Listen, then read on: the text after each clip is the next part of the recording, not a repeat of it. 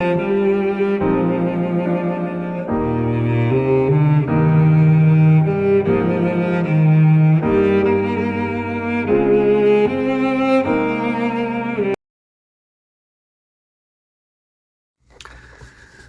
행복한 교회 성도 여러분, 이 영상을 보시는 하나님 나라의 귀한 자녀 여러분, 오늘은 2021년 8월 18일 수요일입니다. 이제 새롭게 시작된 이 하나님의 말씀 시편 63편을 오늘부터 새롭게 시작합니다. 우리가 하나님의 말씀을 묵상할 때 특별히 그 가슴 속에 있는 것들을 시로서 표현할 때가 많이 있습니다. 이 시와 같은 그 놀라운 감정, 노래로 표현하는 이 감정이죠. 특별히 오늘 시편 63편은 다윗의 시로서 유다 광야에 있을 때 그가 했던 하나님에 대한 간구라고 할 수가 있겠습니다. 먼저 본 말씀을 듣고 다시 오겠습니다.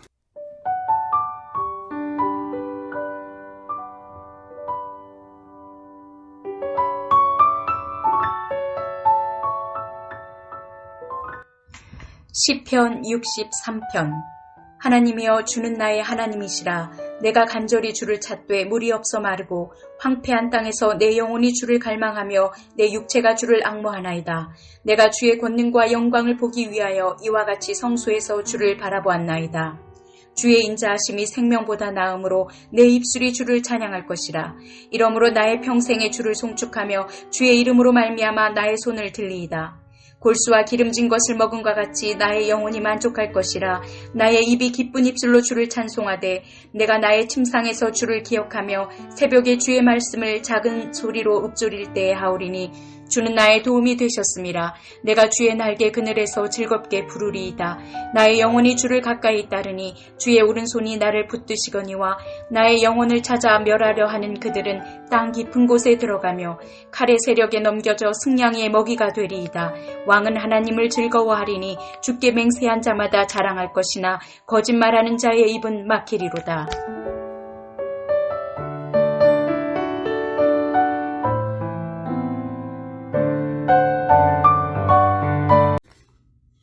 오늘 본문에서 시인은 애통, 감사, 말씀 묵상, 저주와 기원들의 요소들이 다양하게 표현되어 있습니다. 이 때문에 신앙의 독자는 경건한 시인의 사고의 흐름을 만나게 됩니다. 이 시가 개인적인 애가, 슬픔의 노래죠. 처음에는 시작되지만 온 몸과 마음의 소망과 기쁨을 가로지는 확신에 찬 목소리로 대적들의 심판과 시인 자신의 안전을 확신하게 하는 마무리로 즐거운 노래로 마무리되게 되어 있습니다. 오늘 본문을 좀 나누어 보면은요, 1절부터 4절까지는 광야에서 주님의 임재를 바라며, 5절부터 6절까지는 밤중과 새벽에도 주를 묵상하며, 7절부터 8절까지는 주는 나의 도움이시라, 9절부터 11절까지는 대적의 파멸과 왕의 승리를 이야기하고 있습니다. 우리가 시편을 이해할 때에 제목들이 쓰여 있습니다. 그것이 바로 표제어라고 하는데, 오늘 본문에는 다윗의 시 유다 광야에 있을 때라고 표제어가 나와 있습니다. 유다 광야에 있을 때라는 이 제목은 역사적 배경을 나름대로 좀 추정할 수가 있겠습니다. 다윗이 장인 어른이었던 사울왕을 피해서 광야에서 도피하며 유랑하던 시기와 관련됐을 거라고 생각하는 학자들이 많은데, 특별히 사무엘상 23장과 24장에 그 배경이 언급되어 있습니다.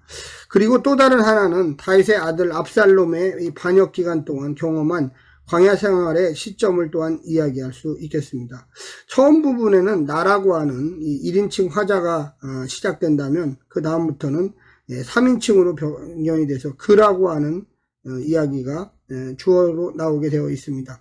성소라는 예루살렘 성전을 이야기한다는 것은 또한 많은 학자들은 이 다윗이 죽고 오랜 시간이 흘러서 후대에 첨가된 것이 아닐까 또한 생각하시는 분들도 있습니다. 우리가 오늘 본문 시편 63편을 통하여 함께 좀 생각해 볼 내용은 세 가지로 정리될 수가 있습니다. 첫 번째는 광야에서의 갈망입니다. 시인은 광야에 있습니다.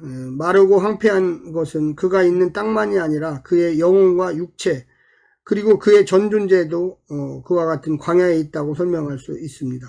그에게 필요한 것은 하나님의 임재입니다. 과거 성서에서 이 다윗이 경험했던 그 주님의 권능과 영광이 도망자 시인 다윗에게 필요한 것이죠.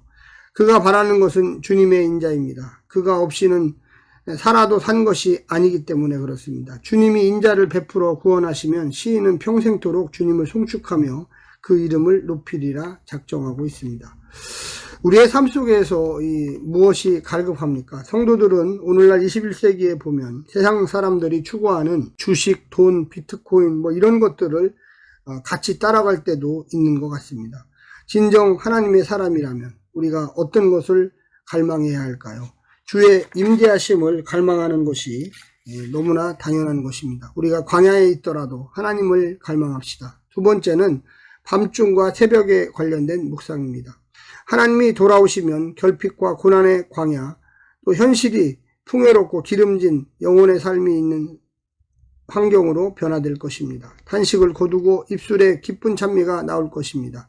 시인은 밤에는 주님이 하신 일을 기억하고 새벽에도 주님의 말씀을 묵상하고 있습니다. 이 모든 것이 하나님을 향한 시인의 갈망의 표현입니다.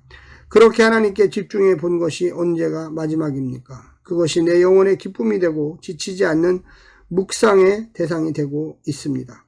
이것이 주의 인자를 생명보다 더 낮게 여기는 시인의 삶이 아닐까요?